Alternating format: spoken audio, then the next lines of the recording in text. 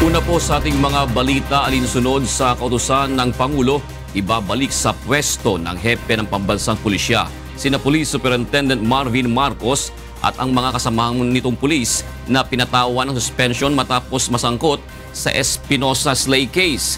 Ito ang hataw na balita ni Lea Ilagan. Suspended siya, tapos na ang suspension. Sabi ko, ibalik niyo sa trabaho yung mama na yan. Wala naman doon yan eh. He was too far away. He was not part of the raiding team. Sabi nila, may kaso, anso.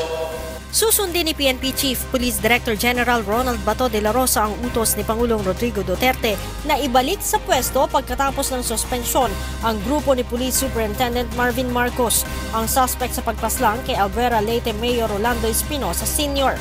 Ayon kay General Bato, sayang ang ipinasusweldo sa mga ito kung hindi naman nagtatrabaho. Balik siya sa dati yung unit. Ang unit niya sa IDG.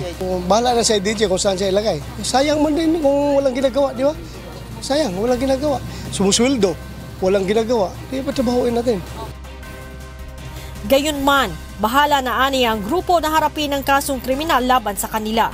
So bahala na yun kung paano tatakbo ng criminal. Basta as far as the administrative case is concerned, that was already resolved. May resolution na favorably sa kanila. Si Superintendent Marvin Marcos at 18 kasamahan nito ay kinasuhan ng administratibo at murder, subalit napababa sa homicide dahil sa pagpaslang kay Alvera Leyte Mayor Rolando Espinosa Sr. sa loob mismo ng Baybay Sub-Provincial Jail sa Leyte. Mula sa Campo Aguinaldo, ako si Lea Ilagan, humahataw sa balita.